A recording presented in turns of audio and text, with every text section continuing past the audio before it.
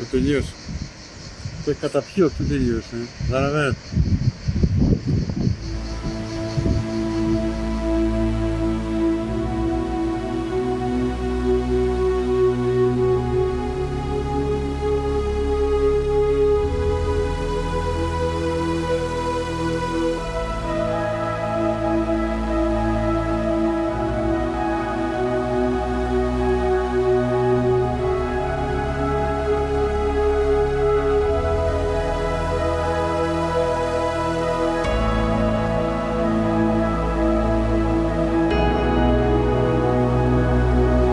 Αυτό εδώ δεν μπορώ να το αντέξω. Δεν μπορώ. Με μιλάνε οι χωριανοί και εγώ γυρίζω το κεφάλι και κλαίω. Δεν μπορώ να το δω. Τόσο βαρύ είναι.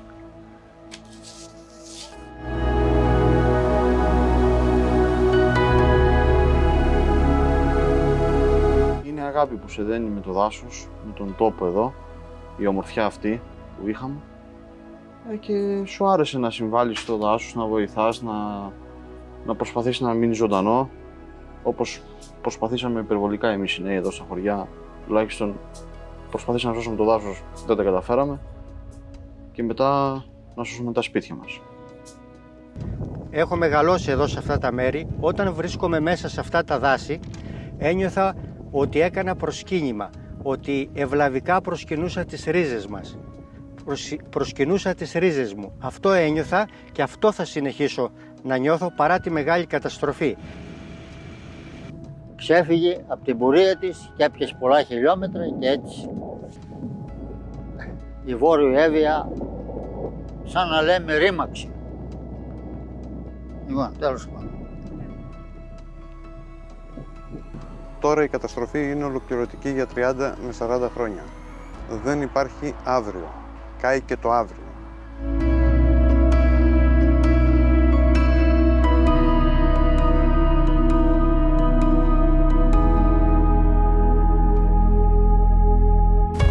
Μετά από έναν παρατεταμένο καύσωνα με ασυνήθιστα υψηλές θερμοκρασίες, μια φωτιά που ξεκίνησε από την περιοχή της Λίμνης στην Εύβοια έλαβε ανεξέλεγκτες διαστάσεις και έκαψε απ' άκρη σ' άκρη το βόρειο τμήμα του νησιού. Οι φλόγες στο πέρασμά τους εξαφάνισαν πεύκα, έκαψαν σπίτια, άφησαν πίσω τους νεκρό δάσος, καμένη γη και ανθρώπους σε απόγνωση.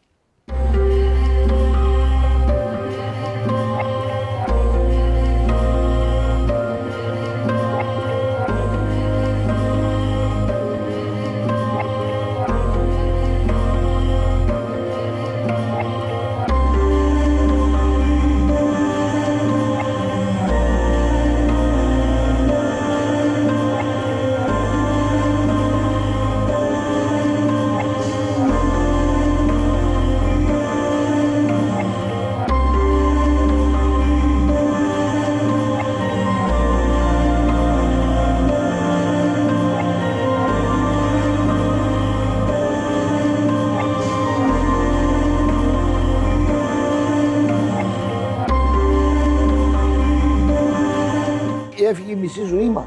Η μισή ζωή μας και παραπάνω έχει φύγει. Από αυτό ζούσαμε. Από αυτή την αναπνοή, από αυτό εδώ. Θα πεις συνταξιούχος. Ναι, αλλά δούλεψα και 10 χρόνια μες στο δάσος.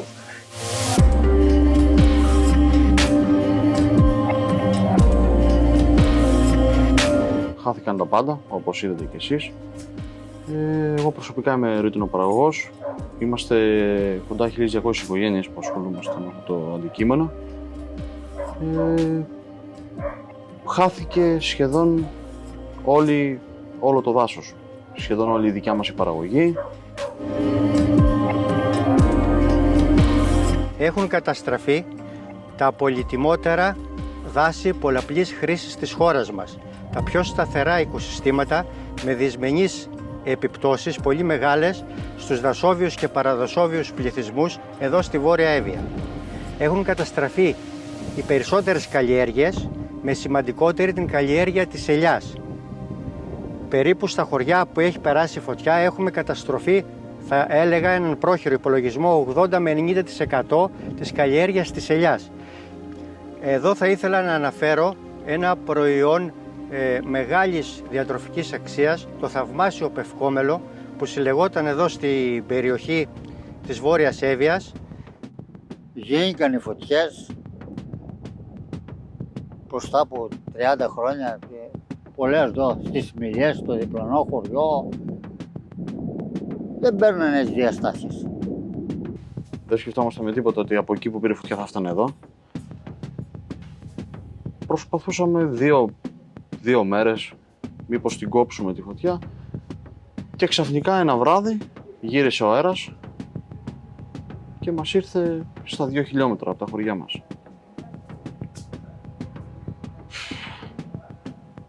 Εκένωση του χωριού, οι παππούδες, όσοι ήθελαν τέλος πάντων, γιατί σχεδόν κανένας δεν ήθελε. Οι νέοι παραμείναμε εδώ.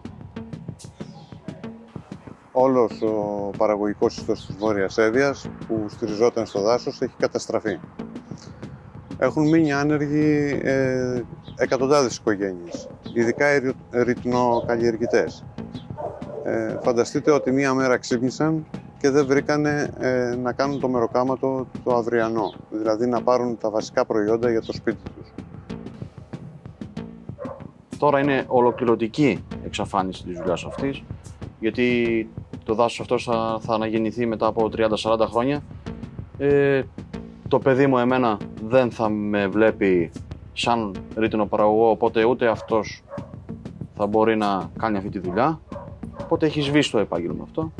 Σίγουρα δεν θα είναι ένα δάσος αν αναγεννηθεί όπως ήταν, όπως το είχαμε εμείς, το ξέραμε, το περπατούσαμε κάθε μέρα, με τους δρόμους, αιωνόβια δέντρα. Έπρεπε να πάρουν και νωρίτερα και μέτρα. Δεν καθαρίσαμε το 90, όταν καήκαμε, το 93 φτιάξαμε ζώνες, αντιπυρικές ζώνες. Ζητήσαμε να καθαριστούν αυτές με τον αναγκαστικό δασικό συνεταιρισμό τον οποίο έχουμε. Δεν εισακουστήκαμε. Τώρα που καήκαμε είναι καλύτερα. Ας έρθουν να δουν τις ζώνες, φαίνονται οι παλιές ζώνες που φτιάξαμε, τότε φαίνονται εγκατελειμμένες.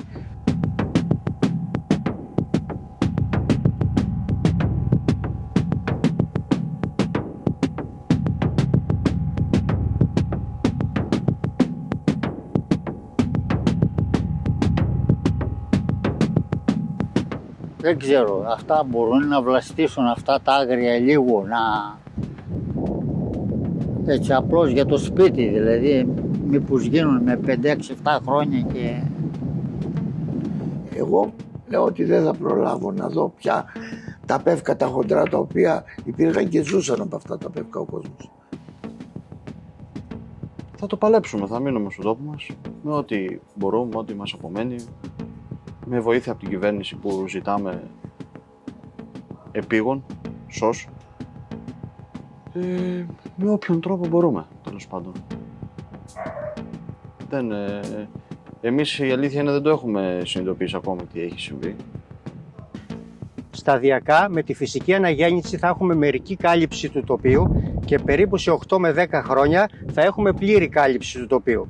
Για να έχουμε ένα όριμο δασογενές περιβάλλον, σύμφωνα με τις συνθήκες που έχουμε εδώ στη Βόρεια Εύβοια, θέλουμε περίπου 3 δεκαετίες.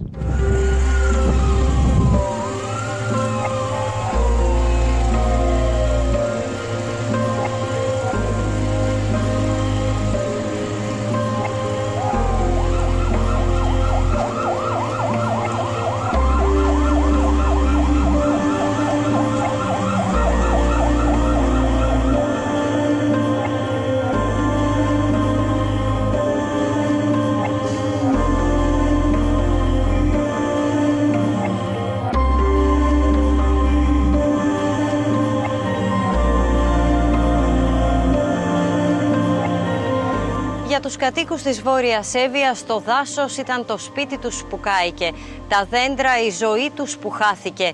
Ο τόπος θα πρασινίσει ξανά, θα χρειαστεί όμως να περάσουν πολλές δεκαετίες μέχρι τα πεύκα να αναπνεύσουν ξανά.